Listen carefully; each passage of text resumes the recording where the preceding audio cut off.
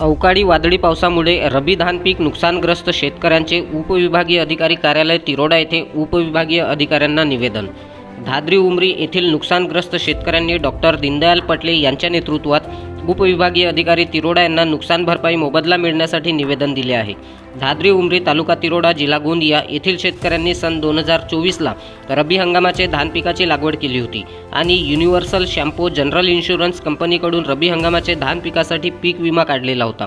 पण दिनांक 7 मे 2024 रोजी अवकाळी अतिवृष्टी वादळी पाऊस व गारपिटीमुळे रब्बी हंगामाचे धान पिकाचे नुकसान झाले। त्याकरिता तलाठी आणि ग्रामकृषी अधिकाऱ्यांनी त्या कालावधीत बाधित क्षेत्राला भेट देऊन पंचनामा केले होते, परंतु तरीही आजपावेतो महाराष्ट्र शासनाने बाधित शेतकऱ्यांना कोणतीही नुकसान भरपाई जाहीर केलेली नाही व दरम्यान सर्व नुकसानग्रस्त शेतकऱ्यांनी रब्बी हंगामाचे धान पिकासाठी पीक विम्याच्या दाव्यासाठी अर्ज केला आहे, परंतु तरीही कुठल्याही शेतकऱ्यांना विमा कंपनीकडून कोणतीही नुकसान भरपाई मिळालेली नाही। शासनास निवेदन अर्जाद्वारे शेतकऱ्यांनी विनंती केलेली आहे की रब्बी हंगामाचे धान पीक नुकसानग्रस्त शेतकऱ्यांना लवकरात लवकर नुकसान भरपाईचा मोबदला देण्यात यावा आणि सर्व शेतकऱ्यांचे रब्बी धानाचे सर्व प्रलंबित विमा दावे निकाली काढण्याचे आदेश विमा कंपनीला द्यावे, अशी मागणी सर्व नुकसानग्रस्त शेतकऱ्यांच्या वतीने करण्यात आली आहे।